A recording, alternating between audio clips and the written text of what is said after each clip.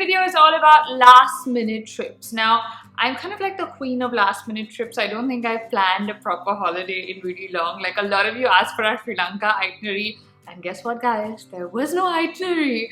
So literally we only had our flights and hotels booked, and we kind of pushed the trip twice because we weren't sure of our other dates with work and things like that. And then we just decided, we were like, we should just go now. And we went with nothing really planned other than our flights and hotels. And that's pretty much how most of our travel is, because usually I stay on after work, or even when I plan a holiday, it is kind of like this. So I thought I'd give you guys my tips on how to plan a last minute holiday. So the first thing you want to keep in mind is the visa, obviously, because being Indian passport holders, we don't have access to a lot of places really easily. Visas can be quite a pain to a lot of places. So check for places that offer visas on arrival or that are really quick. Like our Sri Lanka visa, like the night before we flew out, I actually got the visa online. It's like a 10-minute thing. So like those are kind of places that you can do last minute because you don't really need a visa. So visa on arrival or like kind of instant e-visas, that's the biggest thing you want to research first. Because if you say, oh, I want to go to X place and the visa takes 4 weeks or 5 weeks, then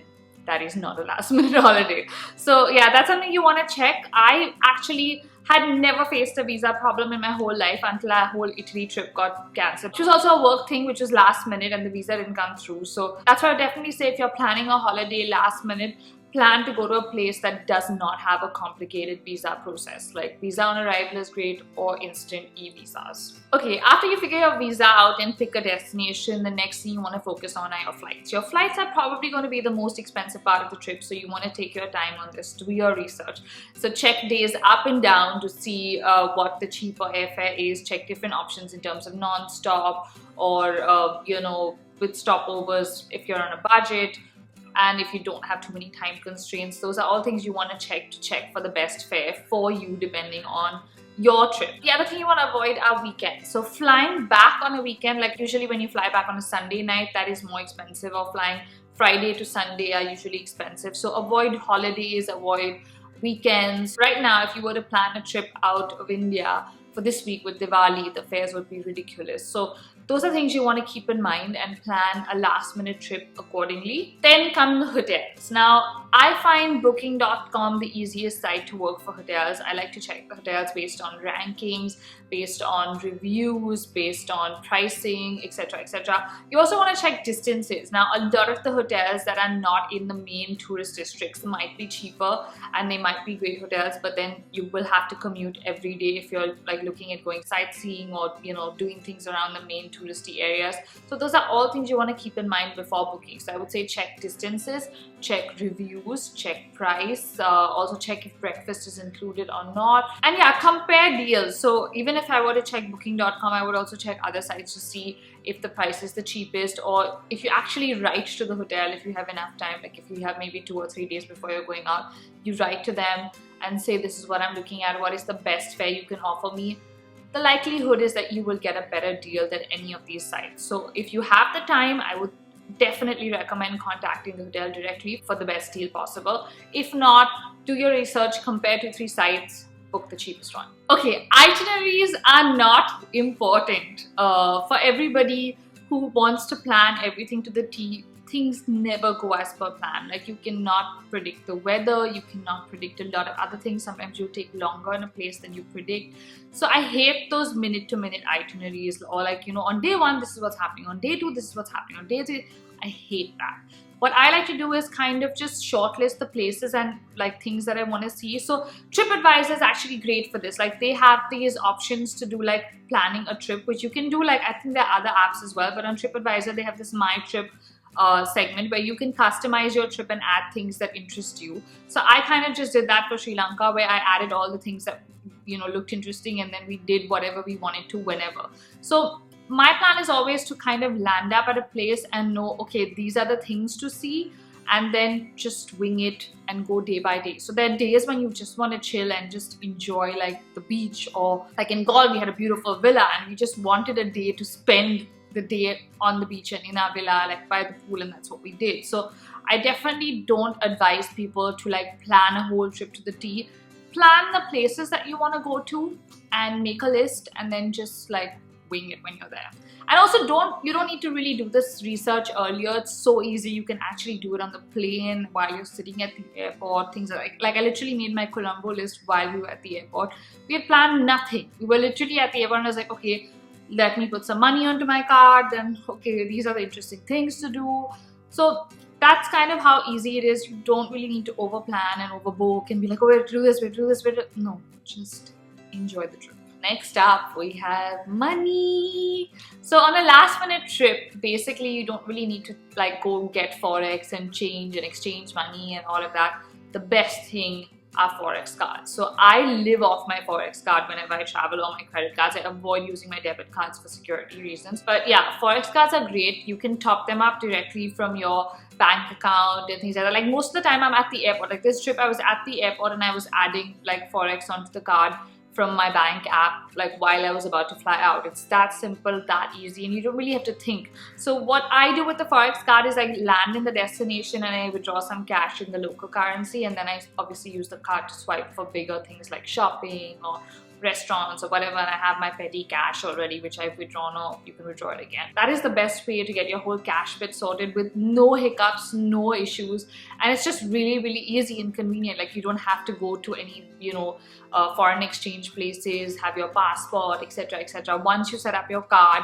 you're good to go wherever you go in the world. A lot of people get really frazzled packing for a trip. Like my parents are those kind of people because they don't travel often anymore, and then it takes them like 2-3 days to kind of pack. Like when we were going to Bali, I still remember my mom was packing her suitcase like 5 days before the trip, and she kept adding things to it and be like, should I take this or should I take that? I'll need this, I'll need that. And I'm like, just calm down, mom. And I actually packed like 2 hours before we left. The best way to do this is to have a travel checklist. So I have my packing checklist in my planner, which is here. So I have all the essentials that I take on most trips, and then I kind of vary them. So you have day outfits, you have night outfits, sleep stuff, lingerie, swimwear, jacket, belt, shades, jewelry, flats, chappals, sneakers or boots, bum bag, heels, rain poncho, adapters. Then we have my gadgets, my toiletries, everything on the same list. So it's so easy.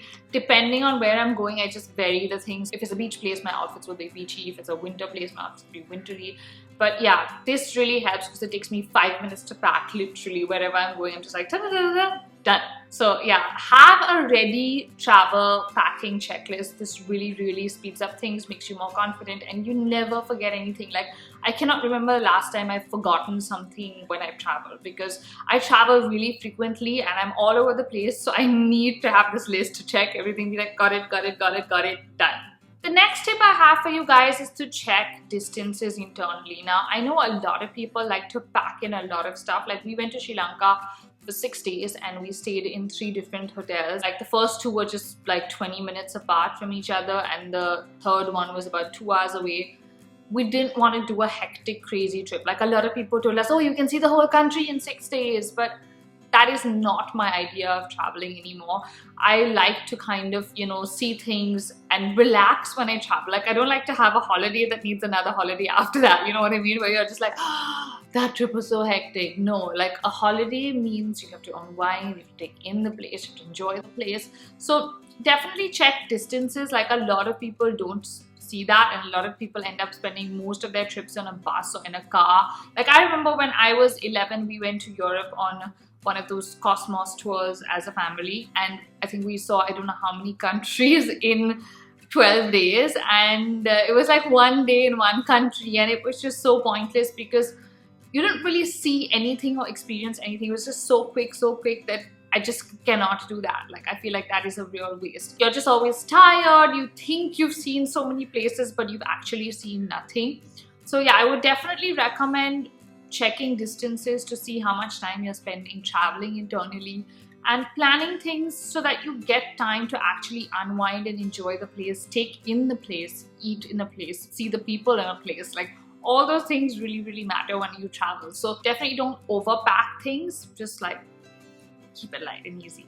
Now, if you're a foodie like me and Revav, you definitely want to do your research on your restaurants on a last minute trip. Again, I would say TripAdvisor is great for this. It has restaurants by ratings and also by type of food, prices, all of that. And I would say that's a great way to like shortlist places. The other thing you want to do is check with your hotel, check with locals. The best places you will find are not on any of these lists. Like we went to this place called Upali's, which was in Colombo. It wasn't on any list, and someone recommended it to us, and we had the best Sri Lankan curries there, local food, and mostly saw local people there, but the food was so good. So a mix of both. I would say check online and ask around and plan your food accordingly. Don't just like eat anywhere because you might be disappointed with the food. Now, I'm not someone who really likes to do a lot of tours. I like to experience the place myself. I like to take time in a place. I don't like to be rushed. I don't like to be in a group where you're like, okay, let's hear what the guide has to say, and then we're like, okay, 5 minutes here, quick, 2 pictures done, let's go to the next.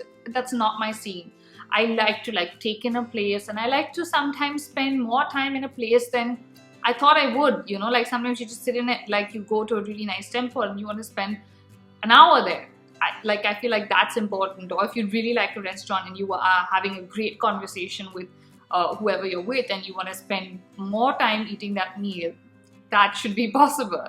So I'm not someone who advocates tours, but I would say if you need to see places, certain places, yeah, tours are essential.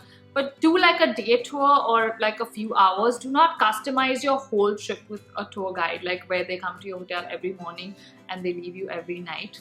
That kind of holiday is not my holiday. So do short tours, like if you want to do like a bicycle tour, things like that are great fun, and they're like 2 hours or 3 hours. Or if you want to do like a day tour, that works too because it's not your whole trip.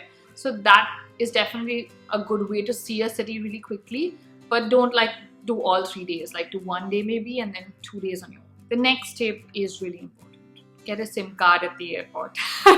So if you're like me and you use your phone a lot, not just for work, but also to do research. Like I said, I function off a lot of travel apps when I'm traveling, or I use Google Maps a lot to check for directions and things like that. So you definitely need a SIM card with enough data. I know you can also like use your local, your actual number and get it on international roaming and things like that. But I don't like to do that because I feel like you get so many unnecessary calls, and the point of going on holiday is to disconnect. So I like to get a local SIM where maybe 2 or 3 people have my number and nobody else has it, and then I have enough data to do whatever I want to do. So you can post on social media, or you can use it for Google Maps, for any kind of research on finding restaurants close by. Like on TripAdvisor, the best thing is, when you say it gives you the option to search things nearby, like things to do, where to eat, shopping, all of that. And that's the best thing, because sometimes you're in an area and you're like, oh, which one is close by? You don't have to Google map everything, you can just see what's close by. So I would definitely say a SIM card with a good data connection is very important when you're planning a last minute trip, because you're going to be winging it and doing a lot of things last minute, and you need like data for that for sure. And the last tip is one of the most important tips: beware of scams. Now, every place on the earth has some kind of scam when it comes to traveling. That's something you need to really read up on. So I usually Google scams in X place, like wherever I'm going, because there are always scams, guys, and you don't know about a lot of these. Like you think that, oh, it won't happen to me, I'm savvy, I travel a lot, but it happens to everybody. Like I still remember I was going to New York, and I've been to New York many times, and I usually have always landed at JFK, and suddenly I was on a flight that landed at Newark, and that's in New Jersey, and I had never been to that airport. I had no idea. I land there, it's like 3:30 in the middle of the night, and I was just like, okay, there were no counters open, there were no cabs, and I got scammed into taking a private taxi, which costed me about 4 times the amount of a normal taxi, because I didn't have a phone that was working.